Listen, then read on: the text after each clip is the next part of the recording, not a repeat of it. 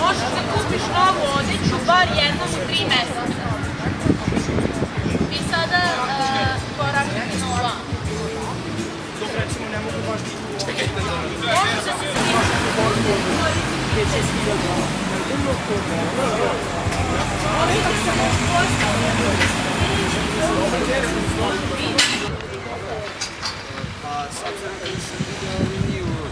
Jako nas malo, u stvari, međutim, u prvim godinama koji imaju novci, to u stvari pokazuje nekako razliku u statusu, jer neki su, na primjer, na socijali, a neki su na visokim kvalitima, u nekim inostranim firmama kao ja. Ja ne znam tvoje ime. Dariju, ko je tvoja uloga? Samo glasom mogu. Devojčica od 13 godina, romske nacionalnosti, roditelji mi ne dozvoljavaju da idem u školu, već moram da radim i odem u školu. Kako si ti osjećala dok si stajala učinu vremena? Osjećala sam se loše zato što mi je mnogo toga onemogućeno, zato što imam problema u porodici, zato što mi je otac nasilan. Ali misliš da ovu igru i tvoje trenutnu ulogu možemo da poredimo sa svakodnevnicom? Ja misliš da postoji mnogo ljudi koji stoje tako u jednom mestu, eventualno s vremena na vreme naprave korak napred? Hvala. Tanja! Imam 17 godina, živim sa roditeljima, 4 braća i sestre i svakodnevno skupljam sekundarne sirovine, prestala sam da idem u školu.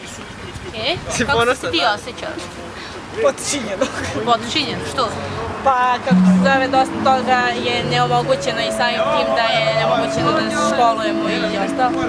I pritom sam ja tako u principu po ovome, odražavam porodicu i svakodnevno sve vrlo. Marija, kako ti ti? Ajde uđemo, sad svi vamo. Jedan. Dobro. Sada što će da vidiš? Četiri.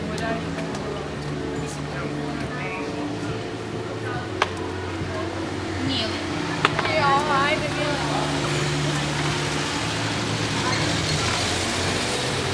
Sada će da dobije jedan. Iva će da dobije jedan. Dobro. Nego se radi. Ona mora dobije jedan.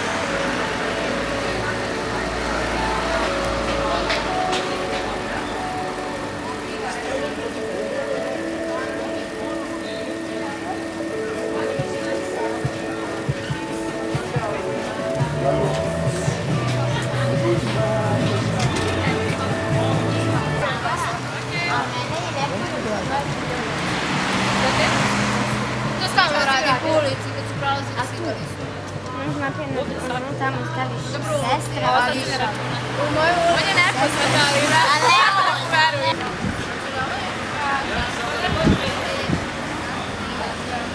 Kako te poslušamo? Koordinator programa prevencije poljubljene ljudi na Crveni krst Pancevo. Ok, u okviru ovog performansa koji se zove, odnosno radionice koja se zove kako da, korak naprijed, koja je esencija? Koja je esencija?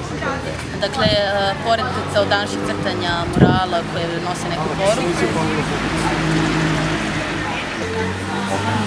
danas su opet crtane murala u okviru akcije Garden of Youth. Kao što imate priliku da vidite, radi se i mural koji govori o trgovini ljudima, odnosno prevenciji trgovine ljudima, i Crveni krst Pančevo je danas hteo i da pokaže neke svoje aktivnosti. Jedna od aktivnosti koje mi sprovodimo na našim vršnjačkim edukacijama jeste i radionica Korak napred, gde učesnici radionice dobijaju kartice sa ulogama i treba nekoliko minuta da prosto tako reći postudiraju to, odnosno da zamisle kako bi oni izgledali u toj ulozi.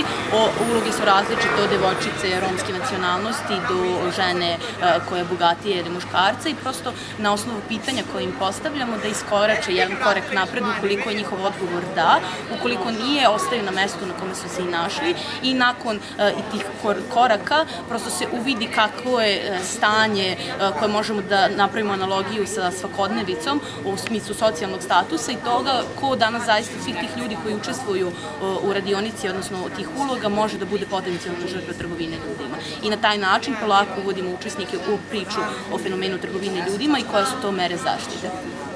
Znači, a to je reći samo o razvijanju svesti, niste ih doveli u virtualnu situaciju da su ugroženi. Samo o razvijanju svesti da postoje. Razvijanju svesti zato što mi prosto nismo psiholozi koji imaju pravo da se tako poigravaju sa nekim, nego zaista ih samo pokušavamo da im prikažemo da danas može biti bilo ko žrtva trgovine ljudima i da oni prvi treba da se informišu i da informišu druge i na taj način zaštiti sebe i druge. Da steknu bolji uvid, ko bi mogao biti? Da steknu bolji uvid šta je to trgovina ljudima, da ona postoji u našoj zemlji i da se pridruže preventivnim aktivnostima, tako što će se informisati i tako što će dalje priču proslediti i prosto da podignu svest o tome da se trgovina ljudima u našoj zemlji odvija i da treba da nešto preduzmemo po tom pitanju. Da, ali prvo ćeš mi reći za mene da te potpišem lepo. Može, kolega. Kaži mi, znači puno ime i prezime i funkcije. Tamara Vicanović, edukator na programu prevencije trgovine ljudima. Edukator, ti si volonter Crvenog krsta. Ok, reci mi kako se zove ova igra i koji je njen cilj?